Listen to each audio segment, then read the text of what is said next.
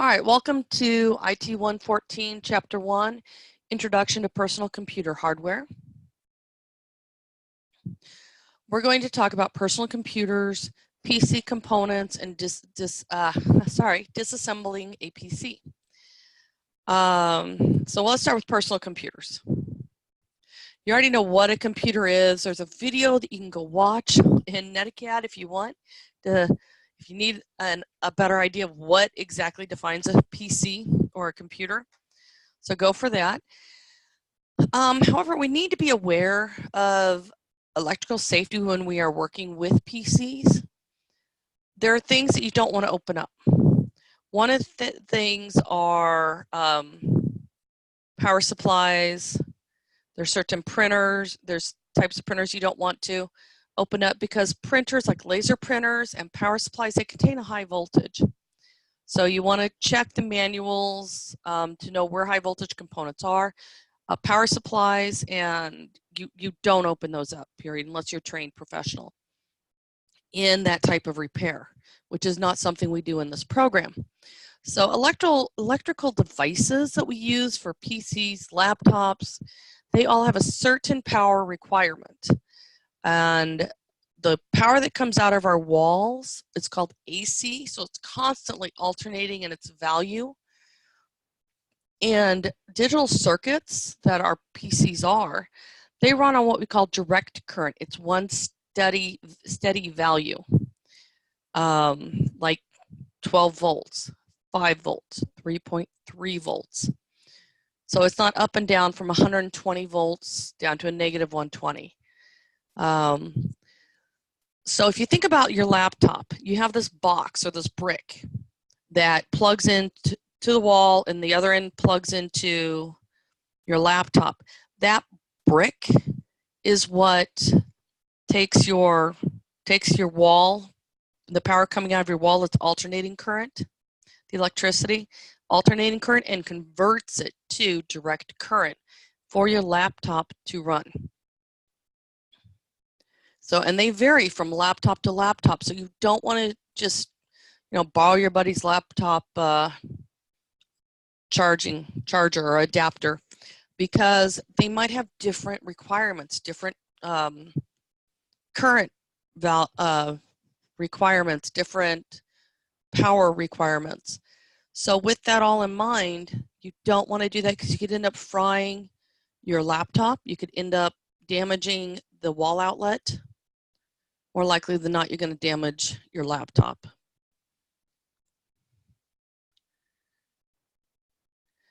All right, we have what we call electrostatic discharge, ESD. ESD can damage components in your PC. So you want to keep, the idea is to keep all, when you're working inside your computer, if you think about what ESD is, let me back up here. When you go and you touch a metal doorknob and you feel the shock or you see a blue spark, that is electrostatic discharge. And you are at one electrical potential. The doorknob is at a different electrical potential in that case. And when you touch that doorknob, when two electrical components of two different levels or charge, they want to even each other out. So you discharge some of the electrostatic onto the other component, like the doorknob. So with that ESD, if we touch an electrical component inside the PC, we can damage it. To give you an idea, when you feel it, in order for you to feel it or hear it, it's got to be at least 3,000 volts, if not 10 or 30,000 volts. To see it, to hear it, to feel it. It's 3,000 to feel it. I think it's 10,000 to hear it and 30,000 volts to see it. It's something like that. However, your basic RAM stick only takes 30 volts, not 30,000, 30 volts to be damaged. You can, if it doesn't actually kill the RAM stick, for example, kill the component so it won't work at all, it will at least shorten the life of that component.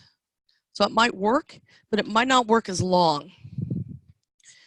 You want to keep all of your components when they're outside of your computer. You want to keep them in anti-static bags until you're ready to use them again, or before you're ready to install them.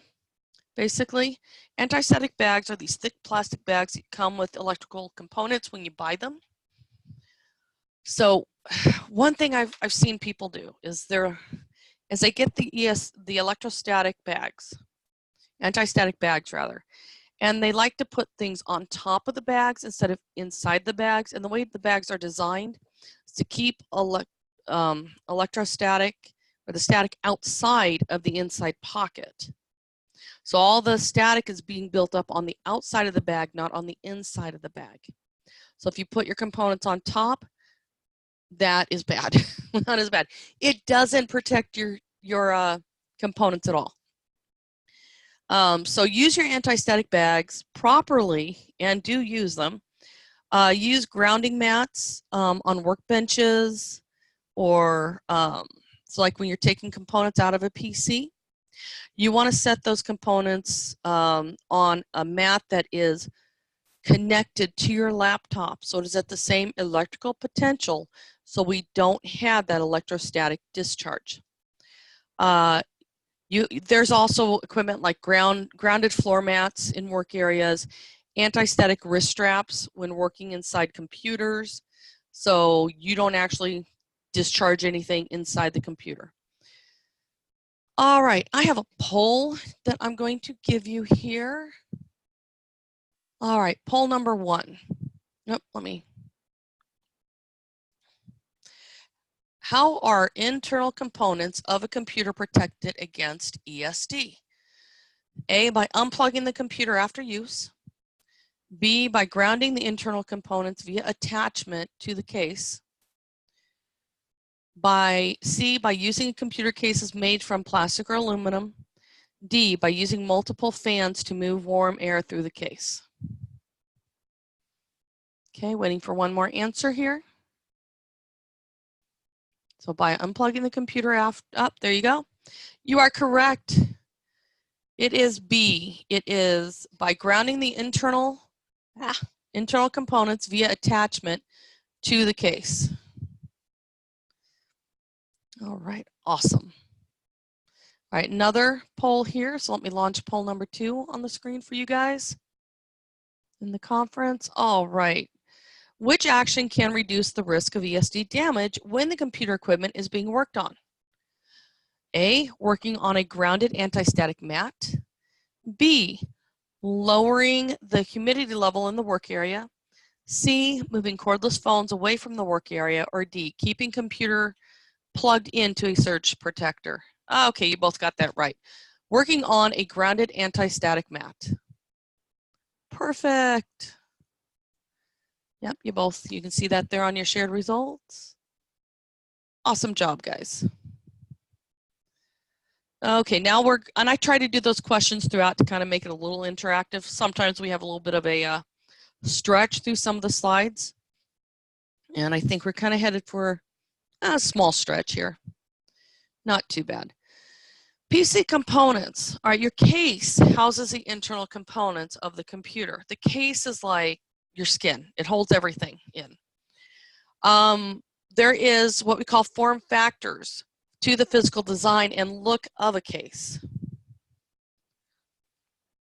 So you've got your horizontal case you see there in the picture. It says full-size tower, but that is not a full-size tower. It has never been a full-size tower. That is like a half tower, mid tower. Some people might call it a mini tower. I'd say that's more like a half tower or mid tower. It's not a full-size tower, so they've got that mislabeled. You have your compact tower, which is the size of your desktop. So that and turned on its side, that's what they call a compact tower. Let's see, you got your all-in-one. Apple often makes all-in-ones. Actually, I think that's all they make anymore. It's an all-in-one computer system. If you think about your Microsoft Surface tablet or laptops, they're kind of like an all-in-one in that sense. Kind of. That's about as close as Windows has come to an all-in-one system. All right, power supplies. Computers use a power supply to convert AC power into a lower voltage DC power. Already discussed this. It's the same thing as that brick for the laptop computers. All right, your desktop computer has a power supply like that. Now, the power supply has form factors as well, so it can match up to the motherboards. So for example, advanced technology AT, I don't even know why they list these on here anymore, because AT is an old technology. We're talking back in the 80s, 90s, maybe even at the latest is where you would see it. But we have ATX, which is newer, ATX 12 volt and EPS 12 volt.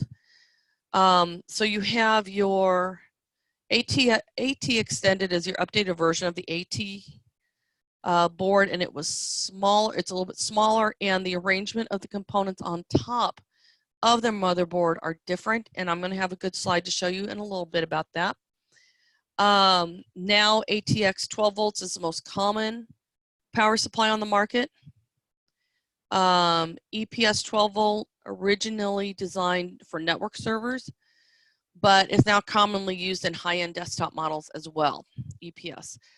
And let's see here.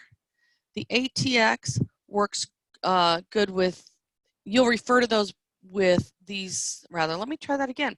You'll refer to these power supply types along with the form factor of the motherboard. So these power supplies, actually, they have their own form factor, and they have certain types of cable connections for those form factors that match form factors for the motherboard. And I misspoke earlier. That is where the components are arranged on the motherboard, is the form factor for the motherboard. And I'll have a good slide for that one. All right, PC connectors. You have all of these types of connectors here. The power supply includes several different connectors. Examples are the 20 or 24 pin, which is the big long white one down the center of that image. There's not an image of there's not a SATA connector in this picture, but it is common now. And it's a flatter, it's almost like this little flat, thin piece of plastic with copper edge on it. You have Molex connectors, which you see there. There's 4 of them towards the top of the, going up the left-hand side and the top of the image there. Those are no longer used. A Berg key, don't worry about.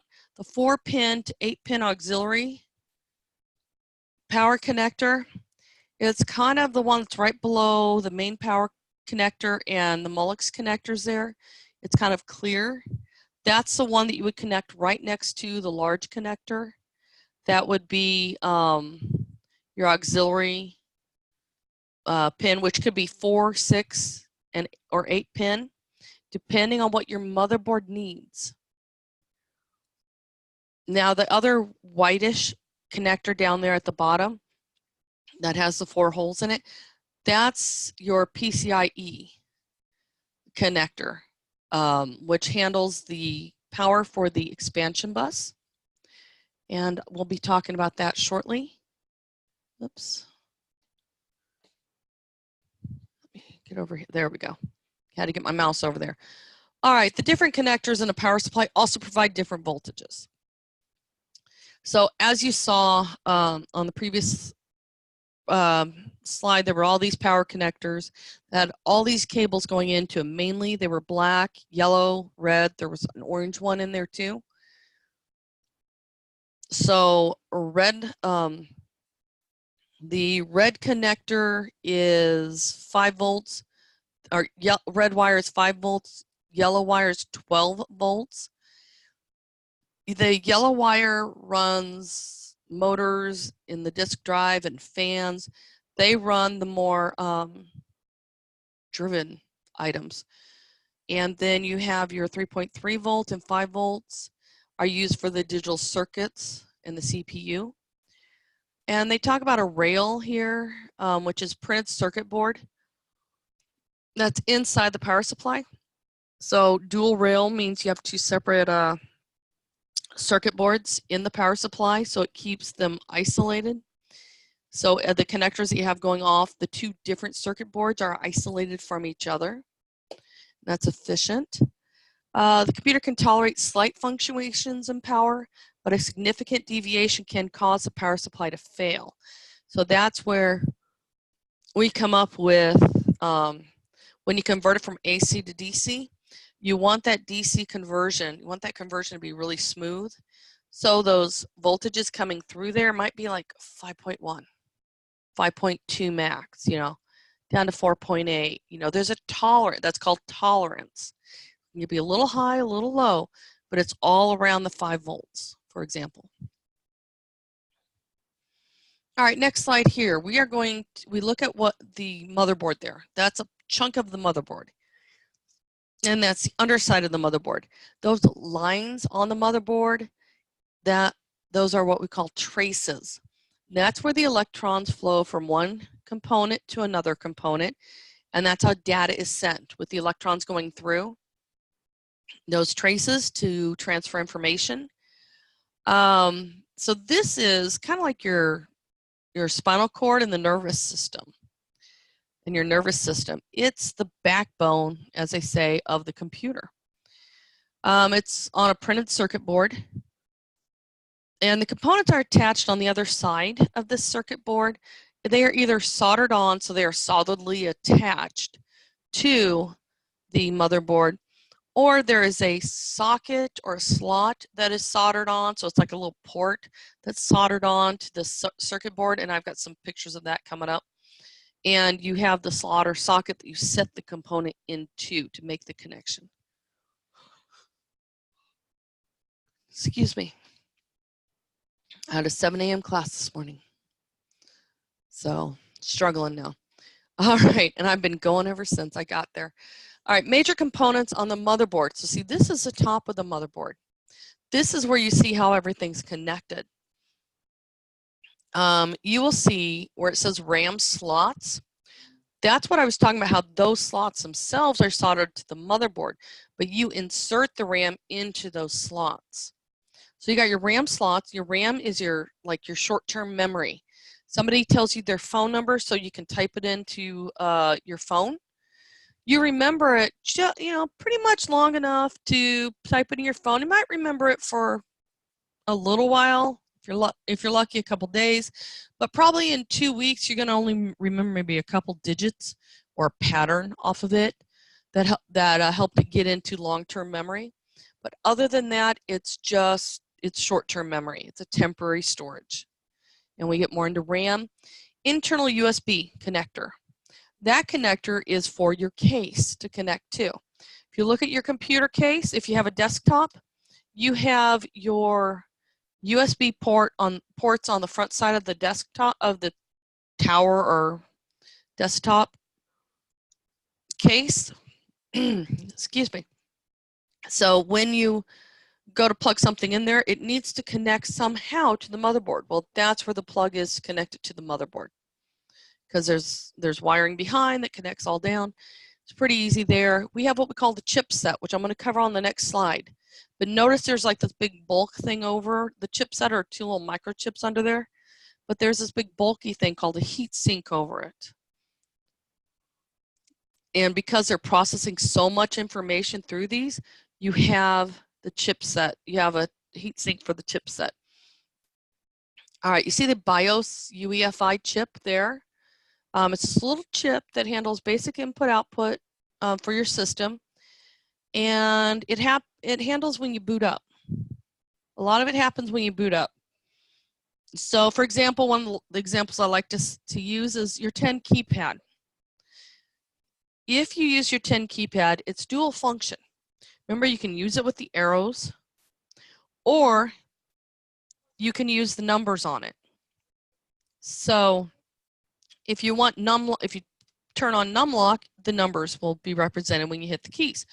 Well, BIOS, you can set whether or not numlock is turned on when your system automatically starts, or if it's left off when your system automatically starts. And BIOS will be going away soon. Next couple years, it is being retired, no longer supported. It is being replaced by UEFI, which is a better version of better implementation for input-output devices and more. And we cover that in another chapter. You have the CPU socket, you see there. CPU socket is where your CPU slides into. We'll cover that later, but that's where it's located on the motherboard. You have your expansion slots for all your expansion cards, like your video card. Gamers like to have a very powerful video card. That's where they put them in the system. All right, motherboard chipset. Excuse me. All right, you have your CPU. Remember how I said the CPU, well, I didn't say this yet, but the CPU is the brain of the computer. That's where all the processing happens, all the information's digested and manipulated. Well, the CPU has short-term memory kind of built into it. It's called cache, L1, L2, and L2 cache. And that's C-A-C-H-E, not like cash like money. It's C-A-C-H-E. That is built into the CPU. Well, that's for the CPU to immediately pull information from. All right, that's the fastest and most expensive type of RAM of memory there is. Now, I told you about the RAM down below in the purple boxes. That's short-term memory. Well, for the CPU to communicate with the RAM at a fast speed, it goes through the North Bridge. The North Bridge works very fast. It's like tick, tick, tick, tick, tick. All right, it also communicates to the graphics adapter or graphics slot card through the North Bridge. So when you have your adapter card plugged in there, it'll communicate with it. The North Bridge, of course, works at a very fast rate, not as fast as the CPU, but very fast. And then you have the South Bridge, which works slower. So you're not being bogged down. We have two separate bridges to handle this, so the North Bridge is not bogged down by handling the processing requests that the South Bridge can handle. I see somebody asked about if you can replace a CPU in a computer. Yes, you can. We're going to get to that. South Bridge, that is because it doesn't need to be built to work as fast as the North Bridge. You can only, like keyboard, mouse, and USB, you can only type so fast, only move your mouse so fast. USBs can only operate so fast. All these other things, your hard drives or solid state drives, your PCI slots and so forth, can only work at there's a physical limit on them. And the South Bridge can handle those components at a very fast rate for what they are. But they do not run at the same speed as RAM or the graphics card.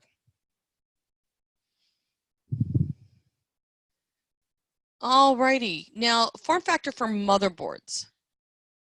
We got the ATX motherboard, and you can read all the information off to the side as far as its footprint, its size, and everything like that.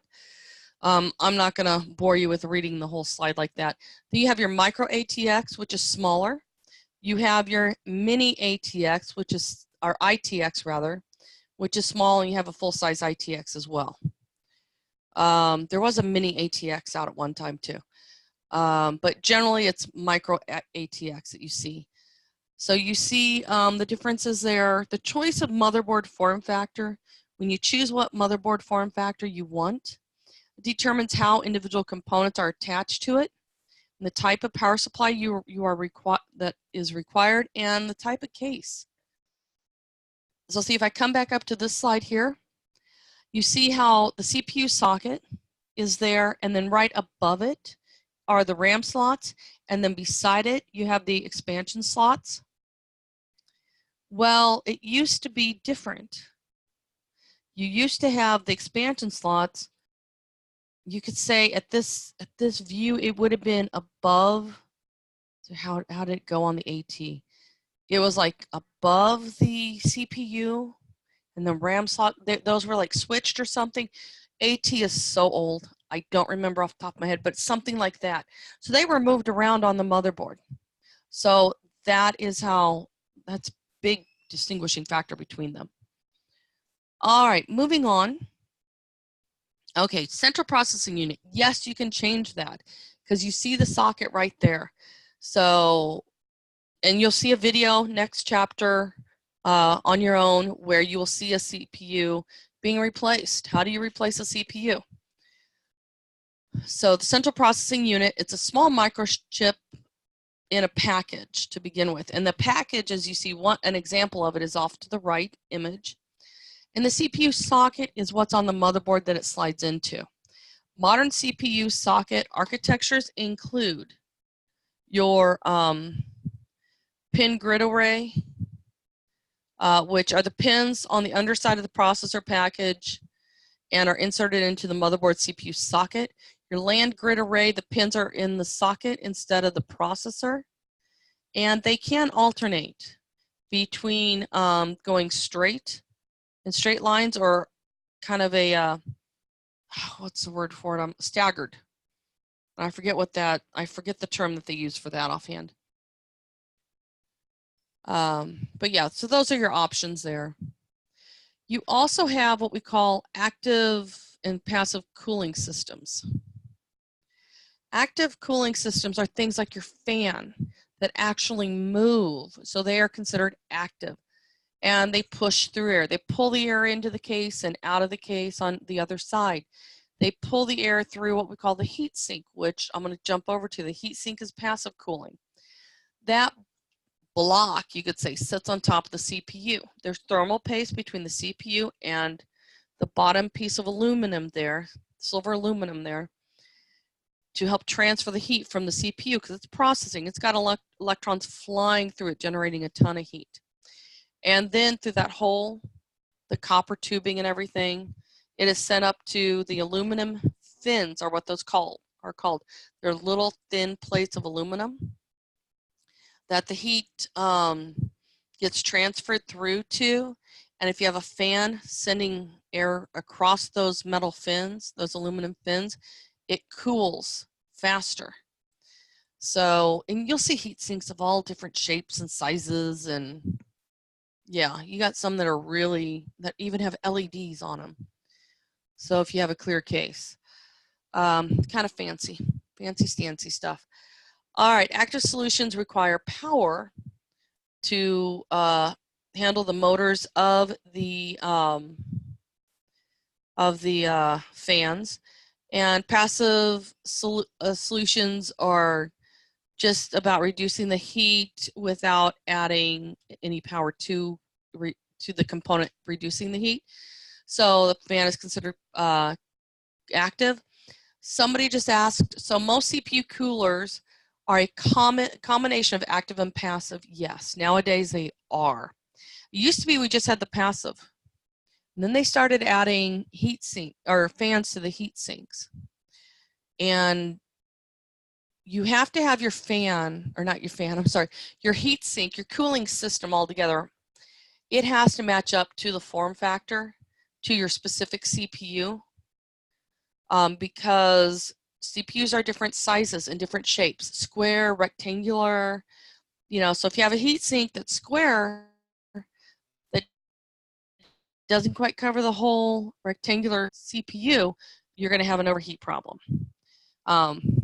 And yeah, and if you have one that's too big for your CPU, it's not going to screw down and hold tight against your CPU. So there's all these things to consider. So you must make sure that they match, that they will work together. But there are standards out there.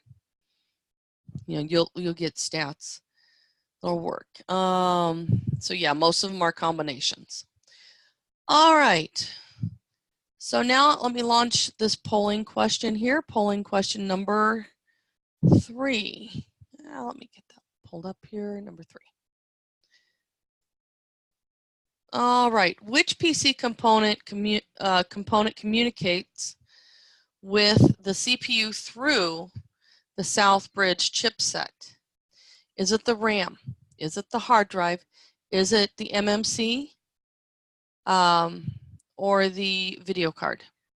You are both correct. It is the hard drive. That is what goes through the South Bridge.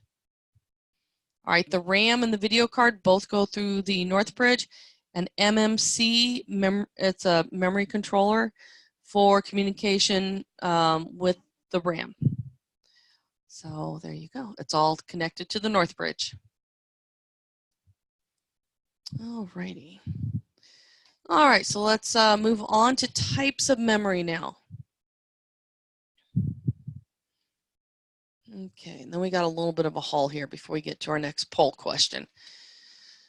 All memory chips store data on them, whether it is volatile or non-volatile, read-only, or random access.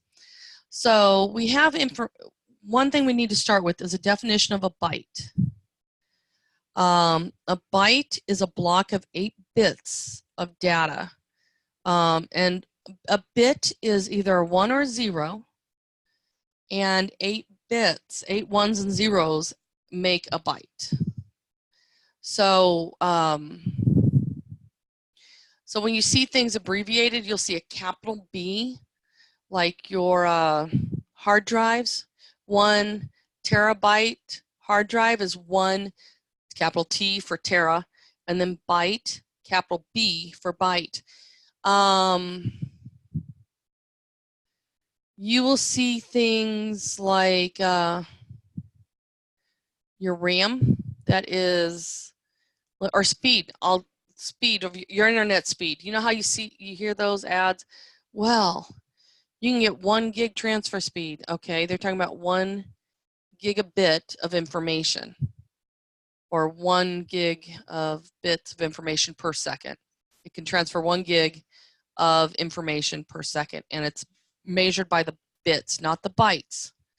So it's, you know, well, when we get into that.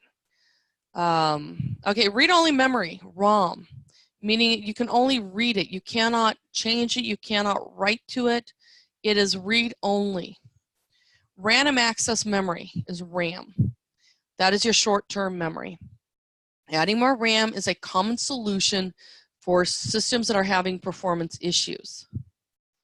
However, there is such a thing as maxing out your RAM on your motherboard.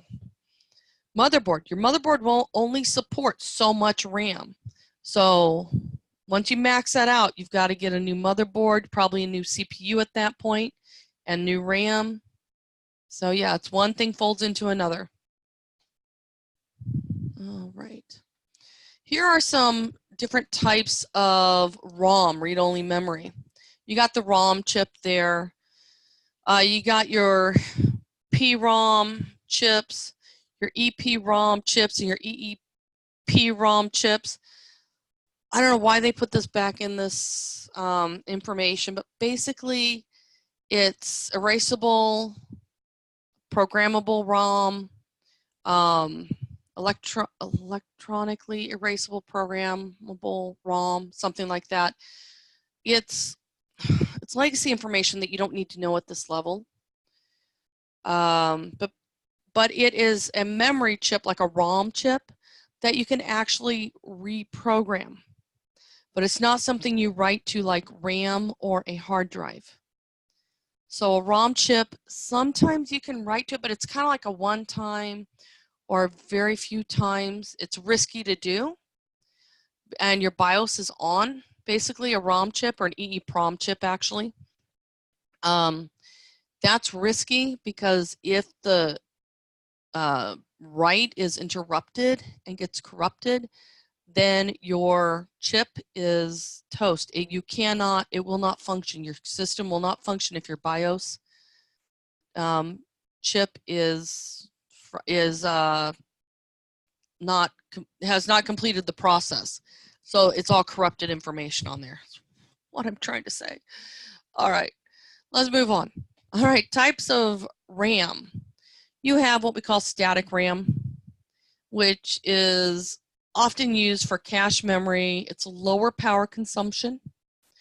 You have what we call synchronous dynamic RAM, or SDRAM, synchronized with the memory, and it's one read-write per CPU cycle.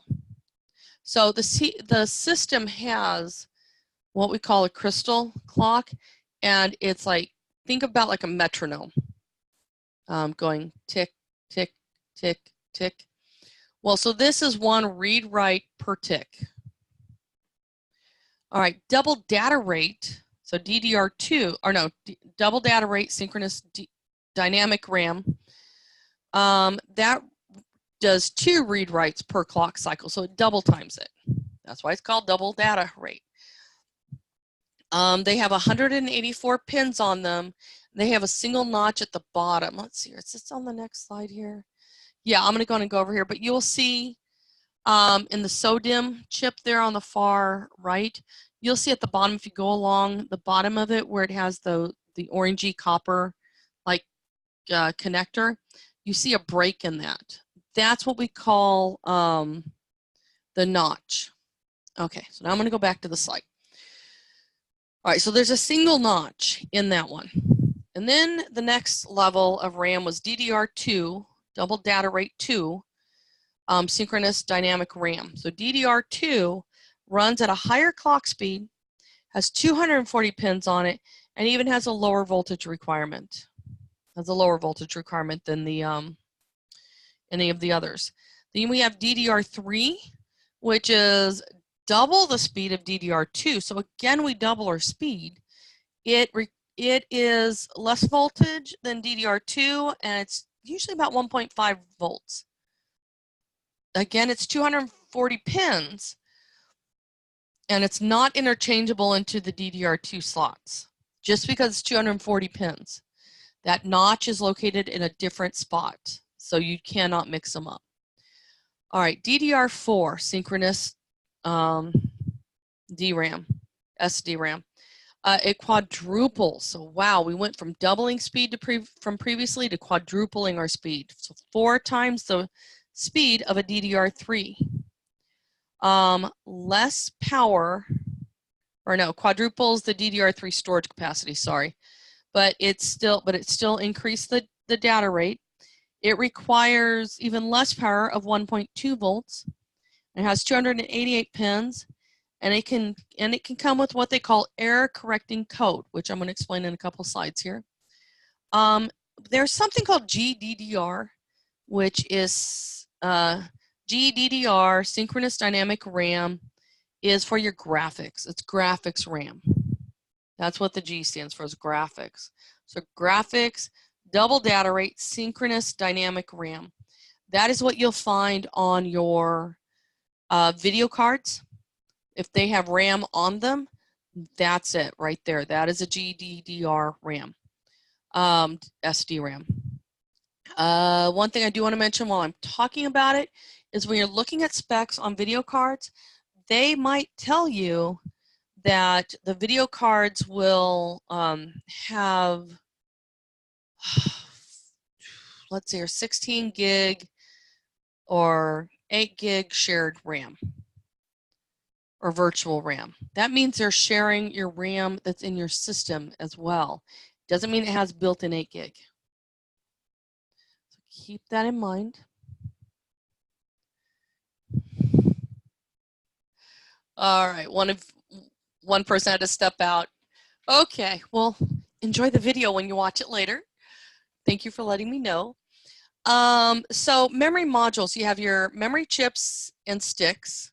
So the memory chips are like the dip that you see there, which are now attached to circuit boards. So your single inline memory module. Then you have dual inline memory module, memory. Love how that sounds repetitive.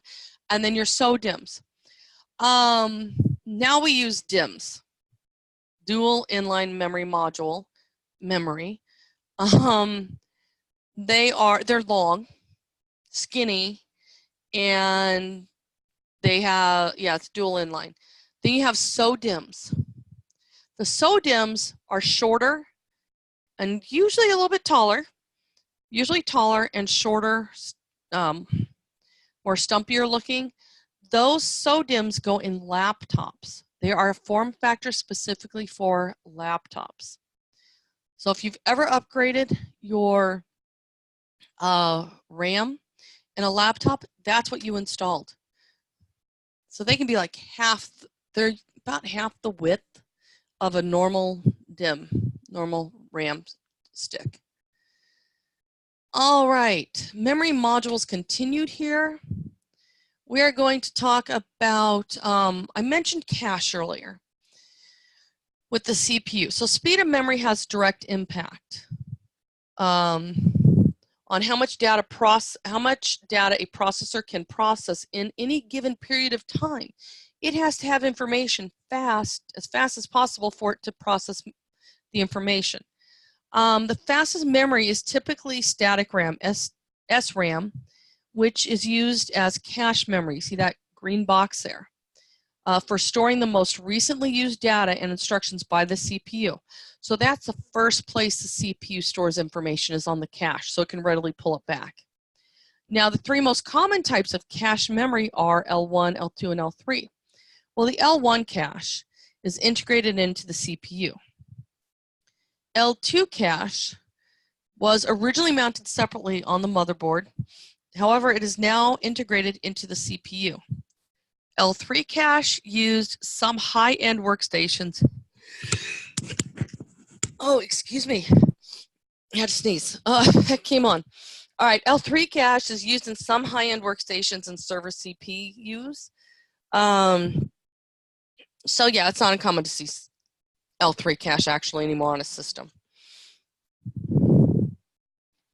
Alrighty, we have memory modules. I told you we'd get into ECC in a minute.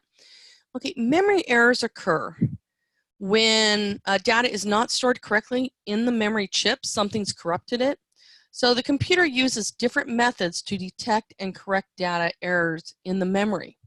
We don't go into how these work, but I will tell you about them. Different types of error checking methods include non-parity. Non-parity memory does not check for errors itself in the memory.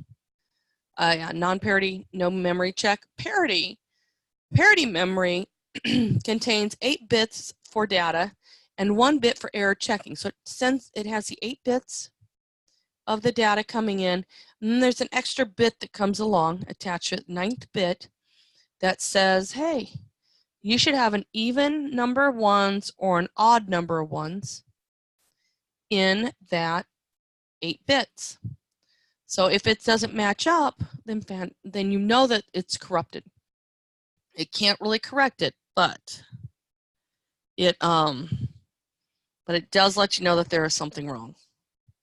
All right, ECC. ECC is error correcting code memory, and it can detect multiple bit errors in memory, and it can actually correct a single bit error, but it cannot correct multiple bit errors. All right, so ECC, generally you see ECC on servers. You're not going to see that. Buffered memory as well is another type of memory where it buffers it before it writes it to the RAM. You don't see that on a desktop. You see those in servers. All right, adapter cards. What these are is to help add functionality of the computer to the computer by adding controllers for specific devices or replacing malfunctioning ports that are built into the motherboard. Here's some common adapter cards. You see there, got sound adapter. You have your NIC, Network Interface Controller card right there. You'll hear people say NIC card is actually redundant, because some people, like Microsoft, likes to say it's Network Interface Card is what NIC stands for. However, because NICs are now built into motherboards quite often, they refer to those as NICs, Network Interface Controller. So it's not necessarily redundant anymore. It could be a Network Interface Controller card. Depends on what source you look at. So just tell the person that tells you that, get a life. All All right, eSATA for external SATA card. eSATA is for external SATA connections. When we get into the hard drive stuff, we'll talk about SATA. Video adapters. You see that video card there? It's got fans and everything on it. It's big. It's kind of big and bulky. Remember how I said the video adapter has RAM on it? It also has its own graphical processing unit. It has a GPU instead of a CPU, and it is dedicated processing for the graphics. That's what high-end gamers use. And because of that, it at minimum has a heatsink on it. Usually, if you're talking about a high-end graphics card, it's going to have fans on it like that to help move air across the heat sinks, across those components to keep them cool. All right, you also have a wireless network interface card. There's video adapters or display adapters. Oh, TV tuner card, capture card to capture video. You have your USB card, controller cards. Okay, everything's covered on those examples that I can think of. Is the NIC what lets you connect to the internet? Yes, it is. The NIC is network interface controller card that lets you communicate with other computers and the internet. Okay, and when we hit the networking chapters, which start like week 3 or 4, yeah, week 3, that's when we're going to start. You're going to learn more about the NIC and configuring the NIC as well. All right, the type of adapter card connector must match the expansion slot. There, just like form factors and all this stuff, there's always multiple options. And that's just because as time goes on, we improve, new and improved.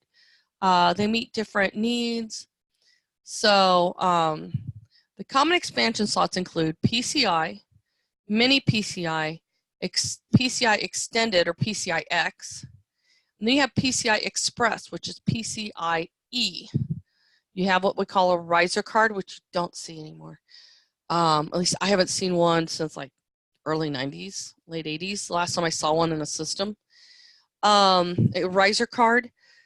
It's an expansion card that goes into the expansion slot and has multiple expansion slots on it to help extend even further.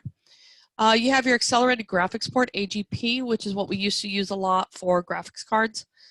I don't think they're really used much anymore. I think it's all PCIe. I haven't seen an AGP card slot in a long time. All right, types of storage. Data drives.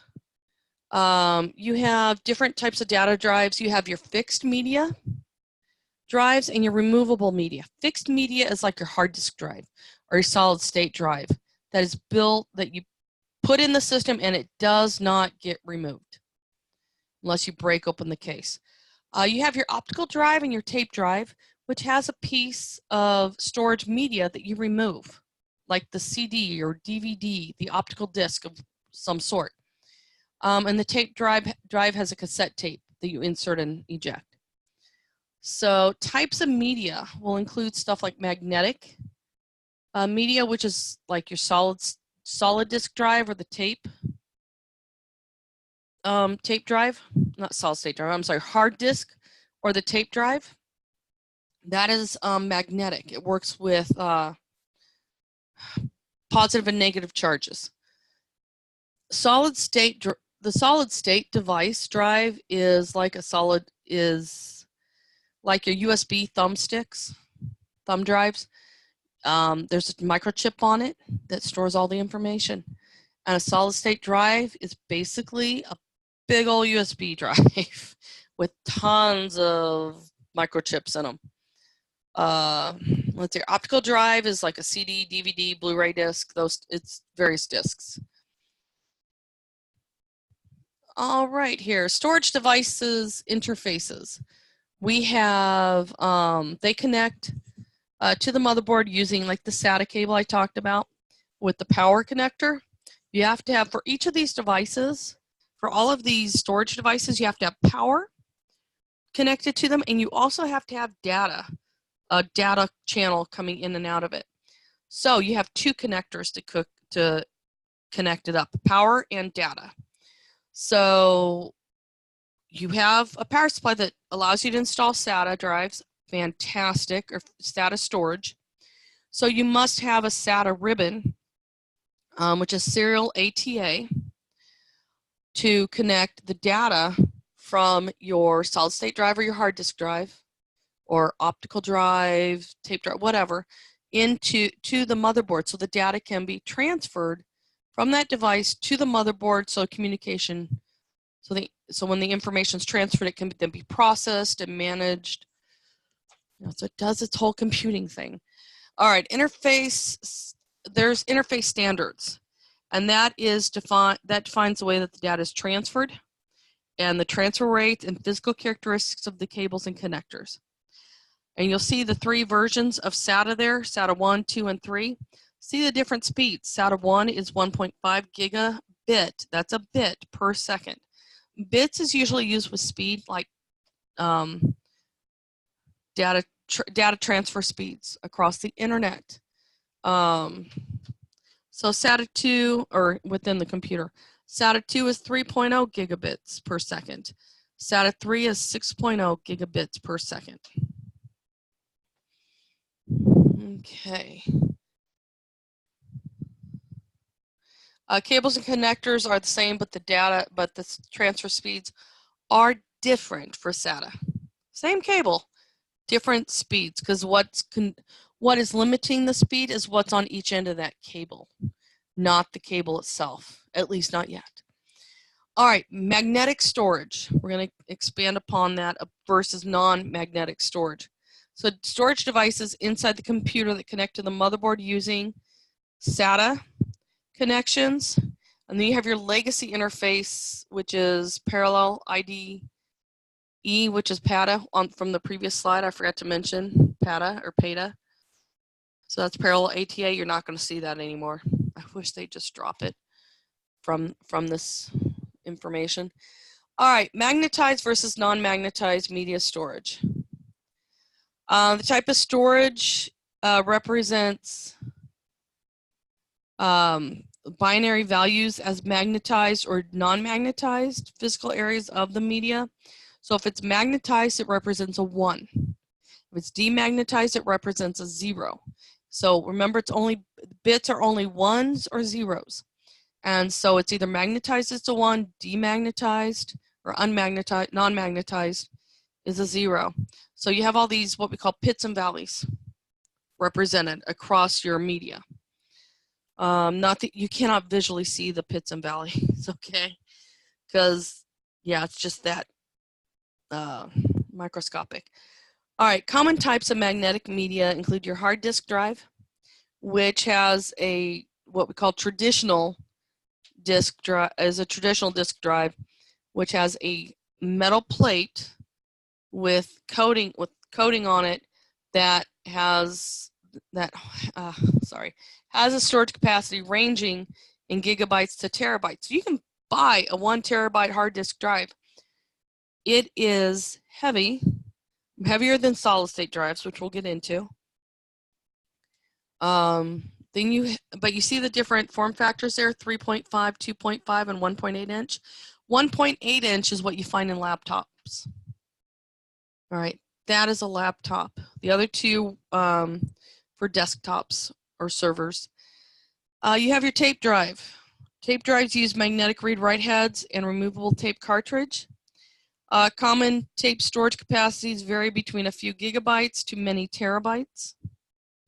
So there you go. All right, I told you we'd talk about solid state drives. Here we are.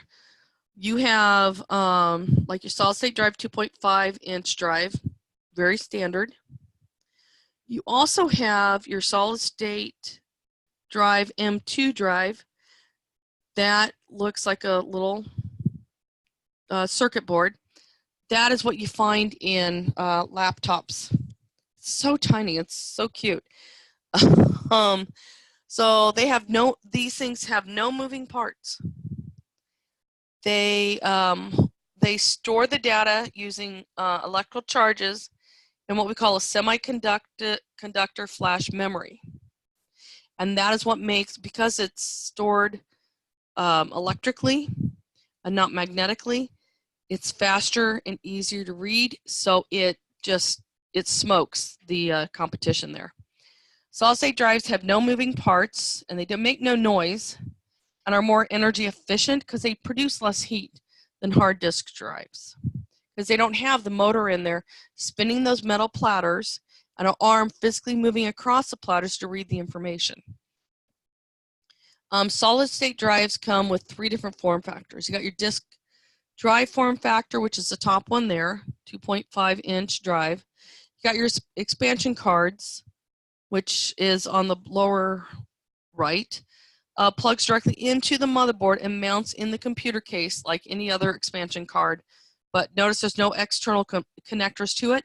It's just added to the computer using the expansion slot.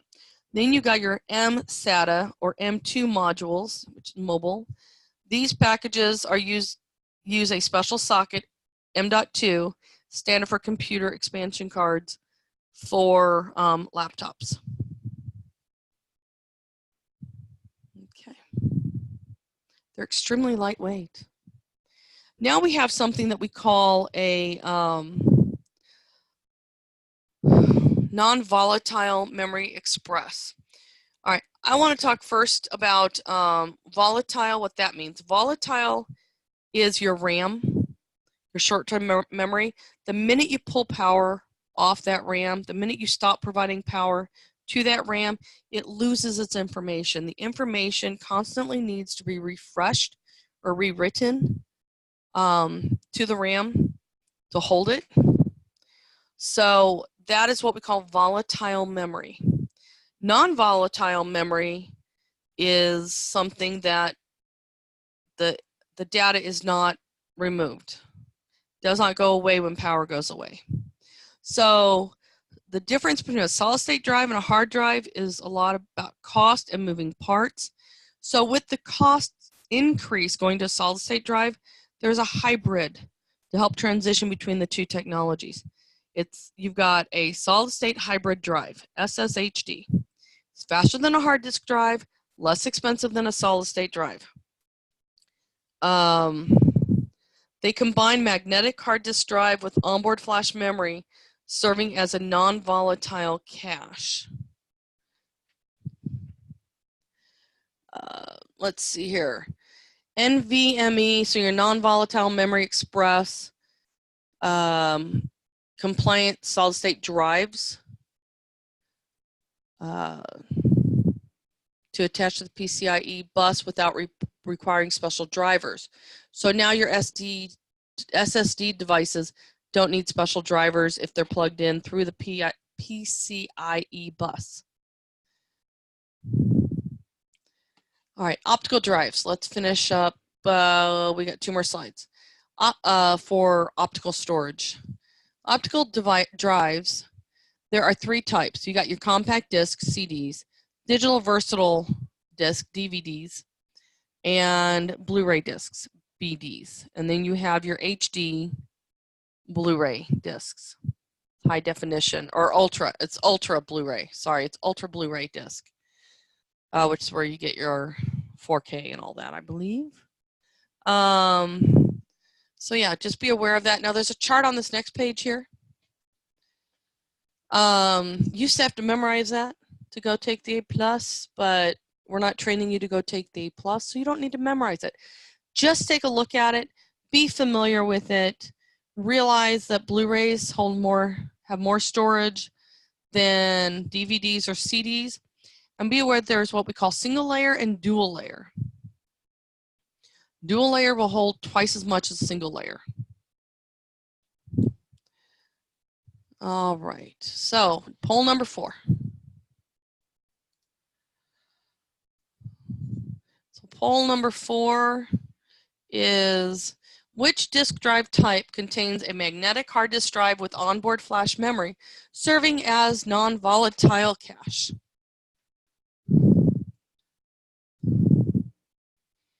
Yes, you are correct. Solid state hybrid drive. So there you go. I'm not even going to post the results, share the results, because you know you got it right. All right. Video ports. So let's go over here to video ports now. Video ports. There's all sorts of different types of video ports. You have your analog video ports, which you see down there, the VGA. That's analog. Your RCA, analog.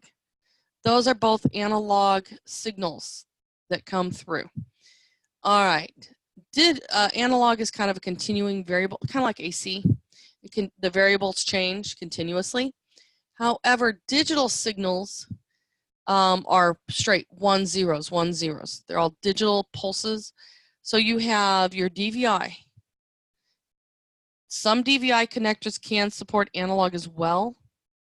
If it's DVI D, then it's digital. If it's DVI, I think it's A. I'd have to look it up. Analog, it supports analog, and DVI supports them both. Display port. That's not a very good picture of a display port, but yeah, because you don't see the end of the cable. But basically, that's a rectangle with one corner chopped off. That's a display port, which is common nowadays. You have your HDMI cables, which you probably have seen with TVs and so forth, and even external connectors for a laptop. They often come for laptops. You have your Thunderbolt connector down there, which Thunderbolt 1 or 2. That particular type of Thunderbolt connector is for Apple devices. The Thunderbolt 3 connector, which is like a USB-C form factor and works in only a Thunderbolt port, but it can fit into a USB-C port. Thunderbolt 3 ports, if they are fully implemented, laptops do not always fully implement that Thunderbolt 3 standard. So it might only handle one video through it, but it handles multiple information coming through it. Thunderbolt does. You have video you can send through it. You can handle sound, so your audio, your video, input, output devices, your input of mouse and keyboard, your network information, network connection. I'm trying to think of what else. Those are the highlights. A microphone, headphones, those types of things.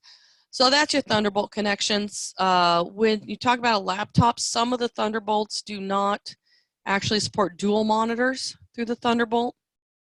Just be aware of that. Hewlett-Packard, a lot of them are really bad about that. Dell is the only one that I know offhand that supports dual monitors through their Thunderbolt connection. There might be another one out there, but when I last looked, I couldn't find one. All right, then you have VGA and RCA, older types. All righty, here we go. Here's some other connectors. Input-output ports. Input-output ports. We got the PS2. Does not stand for PlayStation 2. All right. It is Personal System 2 is what it stands for. It's a Personal System 2 connector. And they're called mini DINs. You don't need to know that, but just from my day. All right, mini DINs. You have the green. If you see the green and purple color code, green is for the mouse. Mice run through green fields. That's how I always remembered it. And purple is for the keyboard.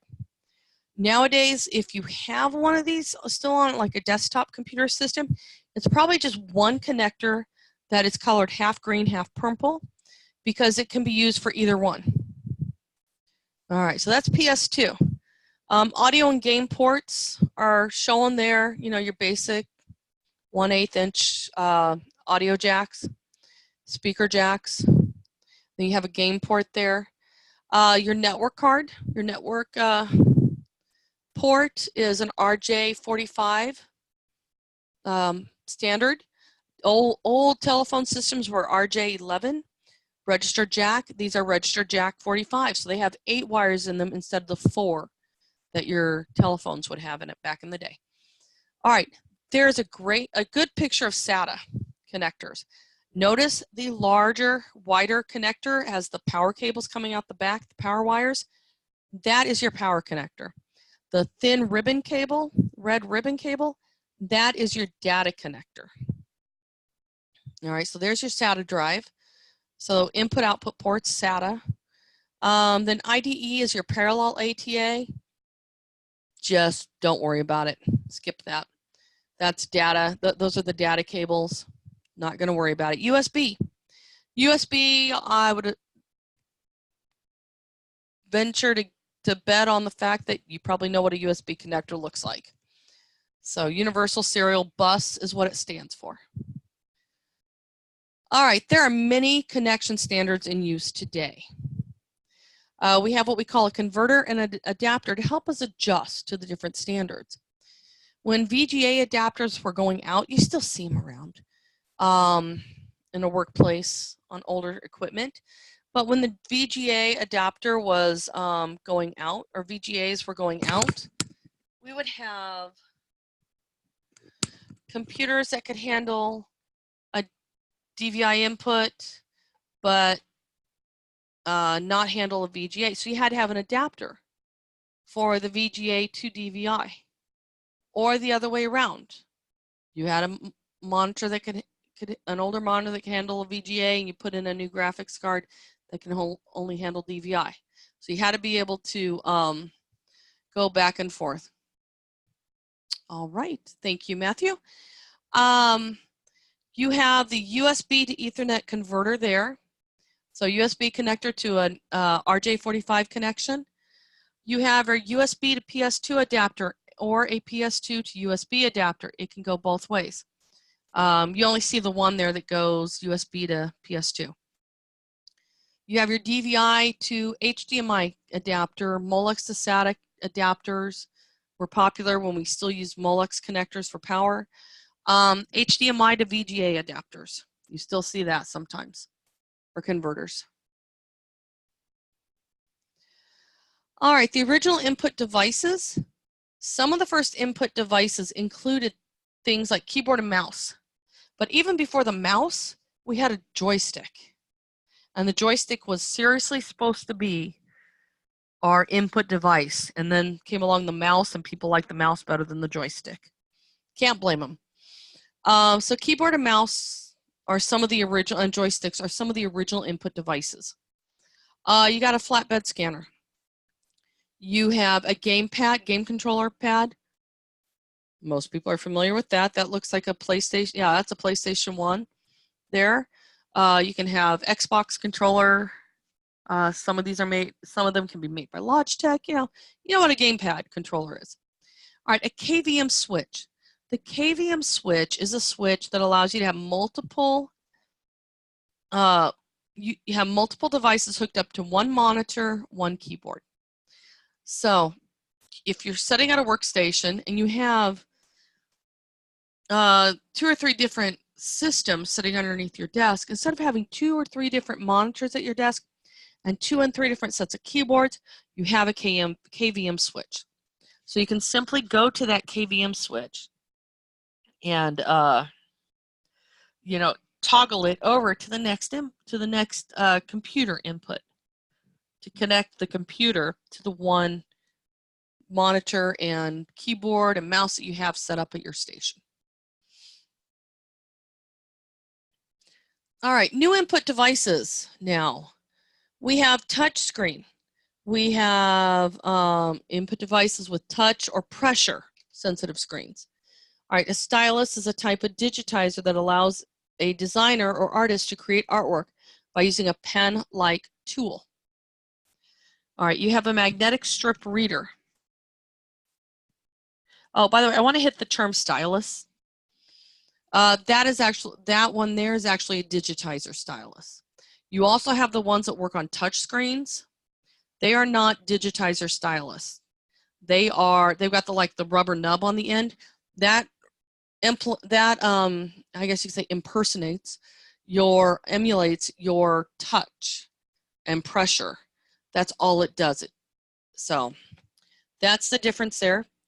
You have a magnetic strip reader, like for running credit cards and so forth. It's a device that reads information magnetically encoded on the back of plastic cards. Think about people like selling Girl Scout cookies. They can take your credit card for you to buy those cookies using a square reader card or a square reader box. All right, you got a barcode scanner, you see there, a device that reads the information contained in barcodes affixed to the products. You know, anytime you go to checkout, it's usually the case. More input devices, you have digital cameras, captures digital images and videos. Web cameras and video cameras, they can be integrated into the system or separate, like that eyeball looking one. You got a signature pad, which we all see when we go to the doctor's office. Smart card reader. You have microphones, and in that case, it's a microphone headset combination. All right, the newest input devices are what we call near field, or NFC, near field communication devices and terminals. So that's where you tap and pay. So sometimes you can take your credit card and tap it on the screen or near the card reader, tap it and it wirelessly connects. You pay. Or the same thing with your phone. You have facial recognition scanners that takes input data from scanning your face. Fingerprint scanner scans your fingerprint. It takes that as input data to process and see if you're actually authenticated, can authenticate to that device and be allowed on that device. You have voice recognition scanners that listen and translate it into digital information and compare it to what's already on file for your voice. You have virtual reality headsets. I'm not going to go into those, but used with computer games, simulators, and training applications for virtual reality functions.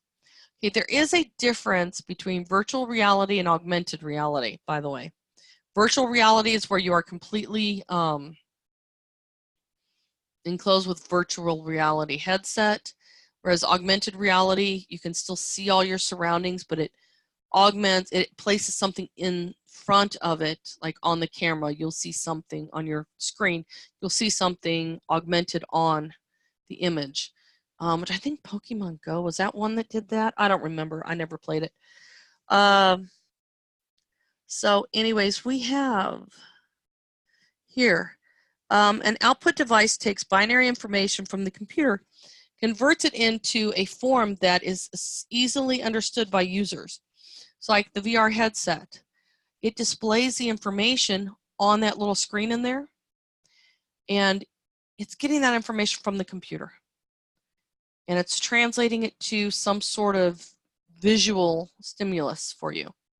A printer translates digital data into a printed output.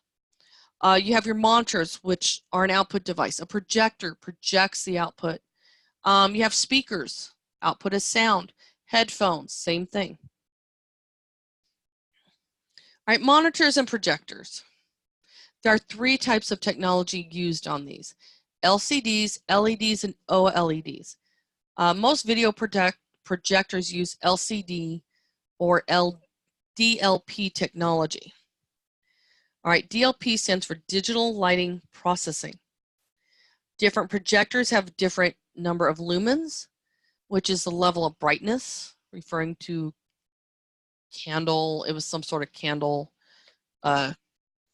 calculation. Lumens of the projected image. The other thing to consider is when you're looking at screens, OLED screens, you have to worry about burn-in. Sometimes they have bleeding on the edge, especially with laptops. The newer laptops that have OLED screens seem to have the bleed on the edge, meaning the edges look a little blurred. So be aware of that when you are shopping for your next laptop. Virtual reality versus augmented reality. There's a difference in the headset. So you can see where on the augmented reality, you can still see out through the glasses, but it's going to project something on your screen or on the inside of your glasses that look like it's part of the environment around you. So it's pretty cool. Different types of printers. We have a chapter about printers.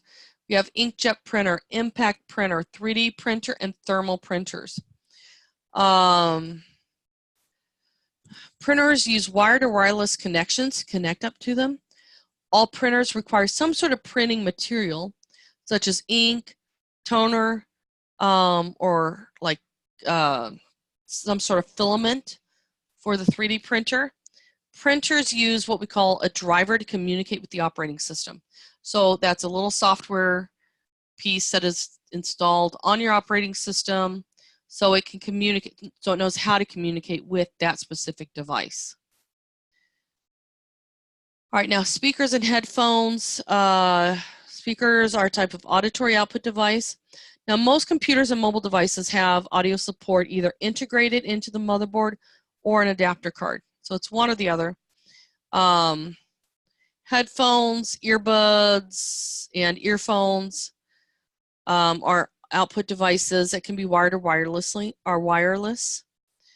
And some of them wireless are Wi-Fi or Bluetooth, and or can be configured Bluetooth. All right, poll number 5. Which statement describes augmented reality technology? Is it always requires a headset?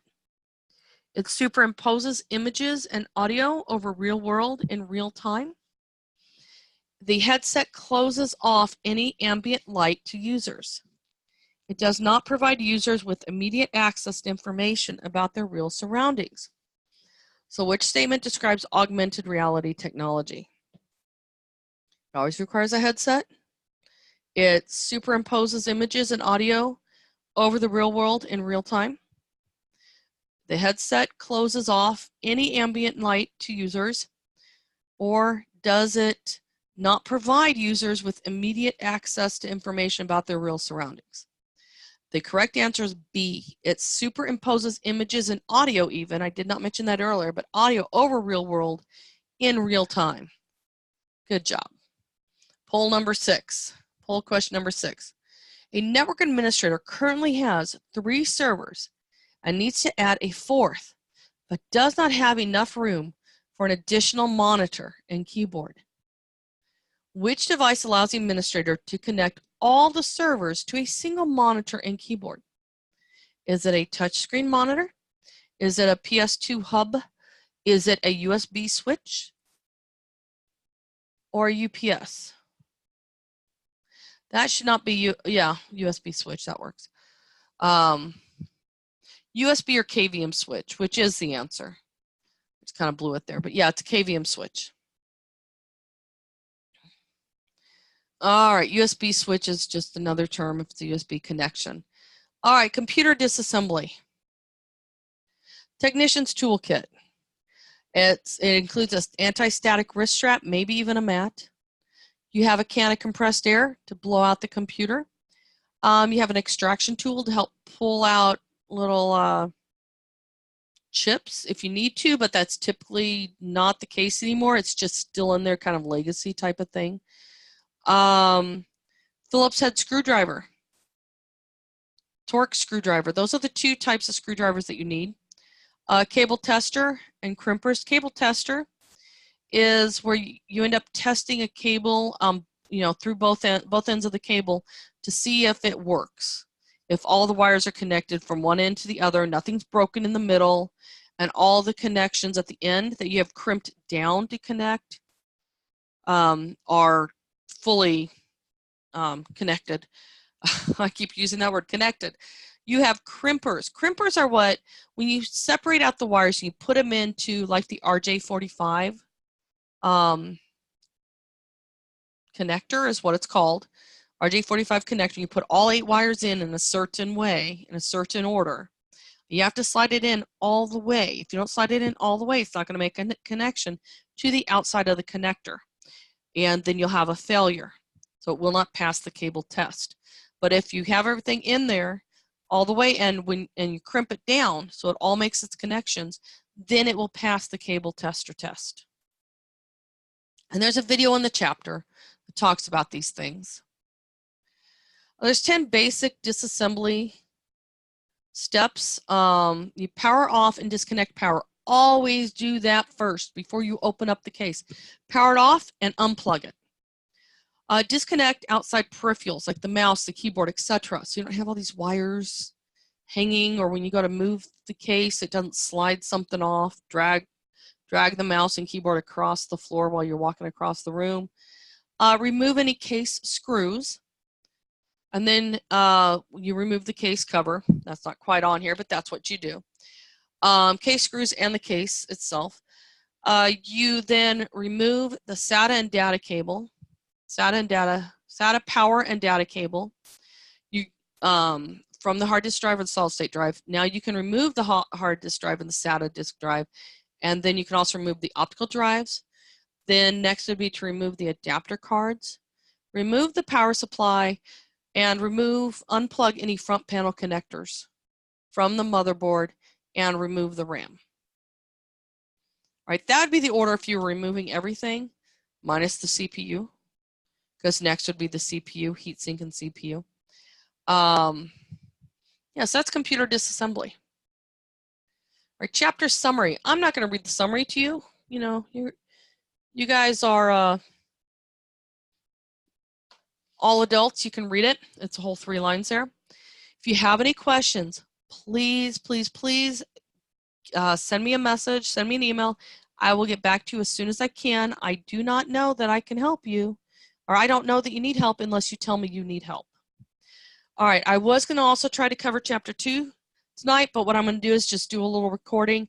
Most of chapter 2 is on videos in the chapter, so there's not much more for me to add to it, to augment it with.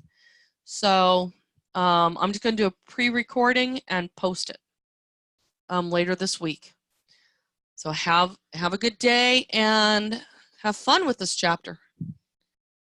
And don't forget to do your discussion posts.